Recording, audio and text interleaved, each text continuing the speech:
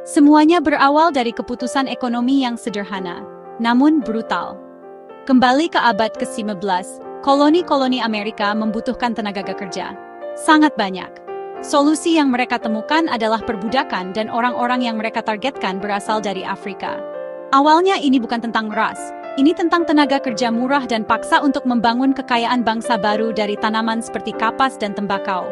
Orang-orang diculik dari rumah mereka, dijejalkan ke kapal dalam kondisi mengerikan, dan dijual seperti properti. Ini adalah model bisnis, model yang kejam dan tidak manusiawi, tetapi tetap saja model bisnis. Pembenaran awalnya tidak rumit, itu murni ekonomi, kekuasaan, dan keserakahan. Tapi disinilah letak kesulitannya.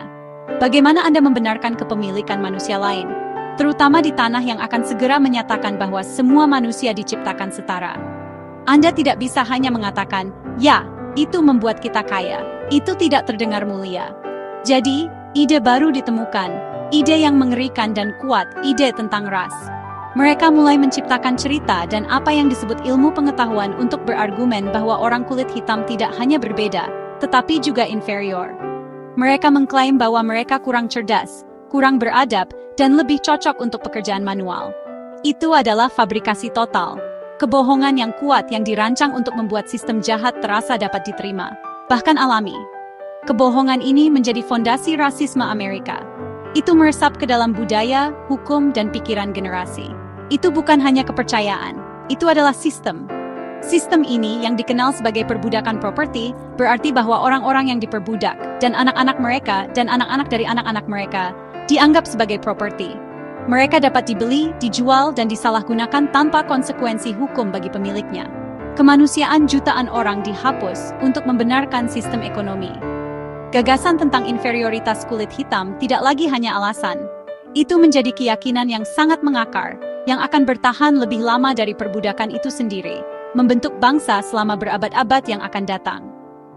Bahkan setelah perbudakan secara resmi dihapuskan pada tahun 1945 setelah Perang Saudara yang brutal, gagasan di baliknya tidak begitu saja menghilang. Rantai-rantai itu hilang, tetapi pola pikirnya tetap ada. Masyarakat kulit putih telah menghabiskan lebih dari 200 tahun membangun dunia berdasarkan konsep hierarki ras. Anda tidak bisa hanya menekan tombol dan mematikan itu. Akhir perbudakan adalah langkah monumental, kemenangan bagi kebebasan. Tetapi itu juga merupakan awal dari perjuangan baru yang berbeda. Pertanyaannya bukan lagi bagaimana mengakhiri perbudakan, tetapi bagaimana menghadapi gagasan beracun yang ditinggalkannya. Dengan berakhirnya perbudakan, Anda mungkin berpikir segalanya menjadi lebih baik. Dan untuk sesaat, selama periode yang disebut rekonstruksi, memang begitu. Pria kulit hitam dapat memilih, memegang jabatan, dan mulai membangun komunitas mereka sendiri. Tetapi kemajuan itu disambut dengan reaksi keras yang kejam. Orang kulit putih selatan bertekad untuk mendapatkan kembali kendali, menciptakan sistem baru untuk menindas orang Amerika kulit hitam.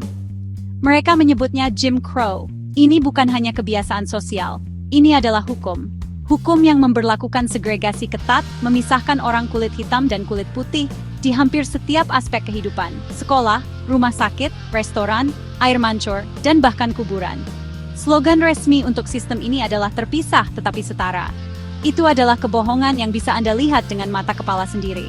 Fasilitas untuk orang kulit hitam hampir selalu kekurangan dana, bobrok, dan jauh lebih rendah daripada fasilitas untuk orang kulit putih. Sekolah kulit hitam memiliki lebih sedikit buku, lebih sedikit guru, dan bangunan yang runtuh. Itu adalah sistem yang dirancang tidak hanya untuk memisahkan orang, tapi untuk terus-menerus mengingatkan orang Amerika kulit hitam akan tempat mereka yang seharusnya di bagian bawah tangga sosial. Itu adalah penghinaan sehari-hari, kerangka hukum yang dibangun untuk menghancurkan semangat dan membatasi peluang di setiap kesempatan, memastikan bahwa kebebasan tidak benar-benar berarti kesetaraan. Era ini juga ditandai dengan kekerasan yang luar biasa. Kelompok-kelompok seperti Ku Klux Klan menggunakan teror untuk menegakkan supremasi kulit putih. Hukuman gantung, pembunuhan publik terhadap orang kulit hitam seringkali dengan digantung menjadi alat intimidasi yang mengerikan. Ribuan pria, wanita, dan anak-anak kulit hitam dibunuh karena pelanggaran sekecil memandang orang kulit putih dengan cara yang salah, atau hanya karena berhasil. Ini bukan hanya kekerasan acak. Itu adalah kampanye teror strategis yang dirancang untuk menghentikan orang kulit hitam dari memilih, dari memiliki tanah, atau dari menuntut hak asasi manusia dasar. Hukum jarang melindungi mereka, bahkan polisi dan pengadilan seringkali terlibat. Hidup di bawah Jim Crow adalah keadaan konstan menavigasi dunia yang dirancang untuk menghancurkan Anda. Ini tentang mengetahui kemana Anda bisa dan tidak bisa pergi, dengan siapa Anda bisa dan tidak bisa berbicara, dan bagaimana bertindak untuk menghindari bahaya yang mengancam jiwa. Ini tentang melihat potensi Anda secara sistematis dihancurkan oleh masyarakat yang menolak untuk melihat Anda sebagai manusia seutuhnya. Ini bukan hanya masalah selatan. Sementara hukum terkonsentrasi di selatan, diskriminasi dan prasangka merajalela di seluruh negeri. Janji kebebasan tetap menjadi impian yang jauh dan belum terpenuhi bagi jutaan orang Amerika kulit hitam. Pada pertengahan abad ke-20, orang Amerika kulit hitam sudah muak. Mereka telah bersabar, mereka telah bertahan, tetapi sekarang saatnya menuntut hak-hak yang telah dijanjikan kepada mereka sahabat sebelumnya. Ini memicu gerakan hak-hak sipil, salah satu gerakan paling kuat untuk keadilan sosial dalam sejarah. Itu adalah perjuangan yang terjadi di jalanan, di pengadilan, dan di hati serta pikiran rakyat Amerika. Itu dipimpin oleh banyak individu pemberani, tetapi satu suara menonjol di atas yang lain, suara perlawanan tanpa kekerasan yang kuat. Dr. Martin Luther King Jr. Dia memiliki impian tentang sebuah bangsa, di mana anak-anaknya tidak akan dinilai dari warna kulit mereka, tetapi dari isi karakter mereka. Dr. King dan pemimpin lain seperti Rosa Parks dan John Lewis mengorganisir boikot, demonstrasi duduk, dan pawai. Mereka menghadapi permusuhan yang luar biasa. Para pengunjuk rasa disambut dengan anjing polisi, selang air, dan pemukulan brutal. Mereka ditangkap, dipenjara, dan beberapa bahkan dibunuh. Tetapi mereka menolak untuk melawan dengan kekerasan. Strategi mereka adalah mengekspos keburukan rasisme kepada dunia. Dengan melawan secara damai, mereka menunjukkan kontras yang mencolok antara pencarian keadilan mereka yang bermartabat dan kebencian kekerasan dari mereka yang menentang mereka. Moralitas yang tinggi ini adalah senjata ampuh yang perlahan mulai mengubah gelombang opini publik. Gerakan ini mencapai kemenangan hukum yang monumental. Undang-Undang Hak Sipil tahun 1964 adalah undang-undang penting yang melarang diskriminasi berdasarkan ras, warna kulit, agama, jenis kelamin, atau asal negara. Ini secara resmi membongkar seluruh struktur hukum segregasi Jim Crow. Setahun kemudian, Undang-Undang Hak Pilih tahun 1965 disahkan untuk mengatasi hambatan hukum yang telah mencegah warga Afrika Amerika menggunakan hak pilih mereka. Undang-undang ini adalah pengubah permainan. Mereka tidak secara ajaib mengakhiri rasisme, tetapi mereka meruntuhkan tembok hukum yang telah menegakkannya begitu lama.